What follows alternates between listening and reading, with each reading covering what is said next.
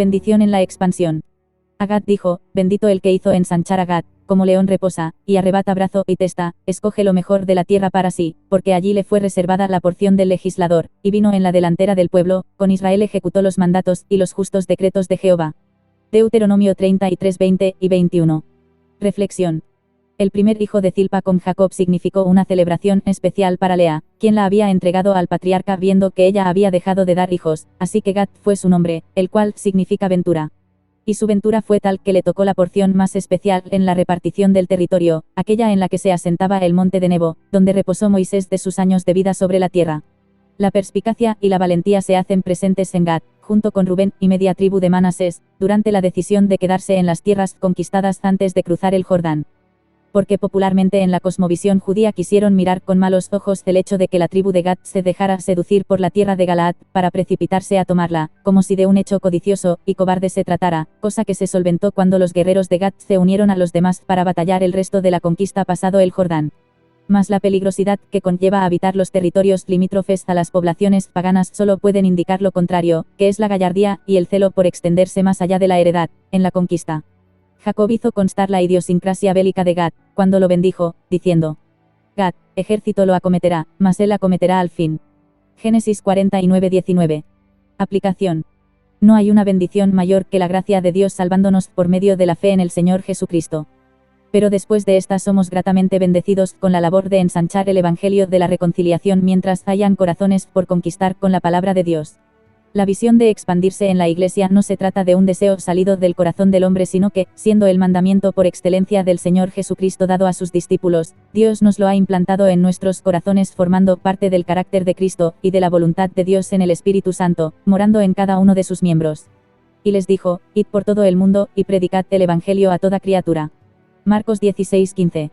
La bendición de la expansión del Evangelio se hace palpable a los sentidos cuando se evidencia la mano de Dios sobre toda circunstancia adversa que, lejos de impedir la labor, paradójicamente acaba ayudando a una mayor propagación del mensaje de salvación.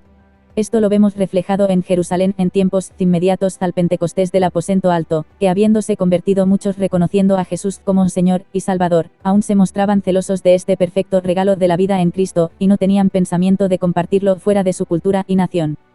Pero hubo un acontecimiento que propició que todos se dispersaran, quedando solamente los apóstoles en Judea. Esto marcó un antes y un después, el punto de inflexión que los sacó de su zona de confort. Y Esteban, lleno de gracia y de poder, hacía grandes prodigios y señales entre el pueblo. Pero no podían resistir a la sabiduría y al espíritu con que hablaba, entonces sobornaron a unos para que dijesen que le habían oído hablar palabras blasfemas contra Moisés y contra Dios, y soliviantaron al pueblo, a los ancianos y a los escribas, y arremetiendo, le arrebataron, y le trajeron al concilio.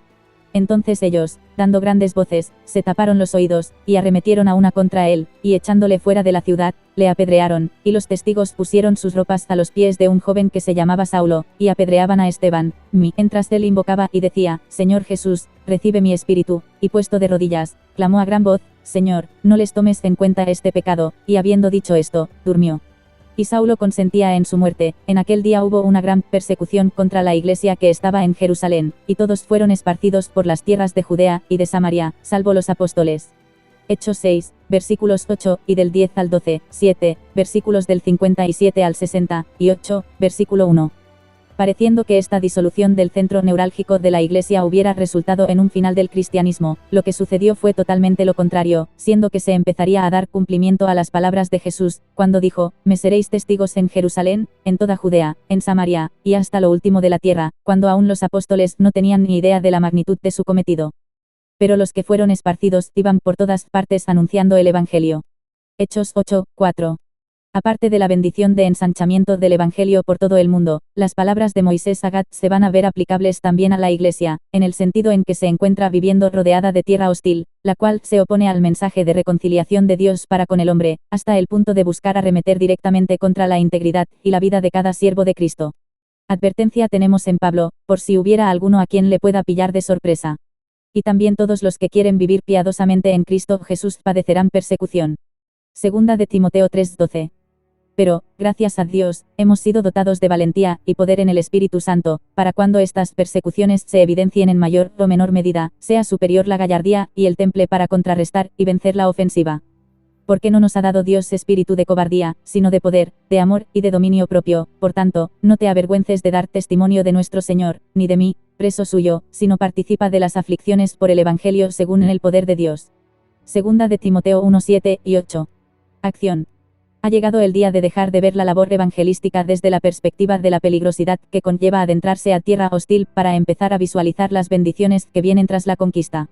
Y si el poder de Dios pudo transformar al mayor perseguidor de la primera iglesia, el cual era Saulo, y para que a través de él, ahora llamado Pablo, muchas almas llegaran al conocimiento del Evangelio, como apóstol a los gentiles, el mismo poder es el que me protege con tal de que su propósito en mí sea llevado a cabo. Mi reflexión se cierra hoy con el texto emblema de la obra evangelística. ¿Por qué no me avergüenzo del Evangelio? Porque es poder de Dios para salvación a todo aquel que cree. Romanos 1:16.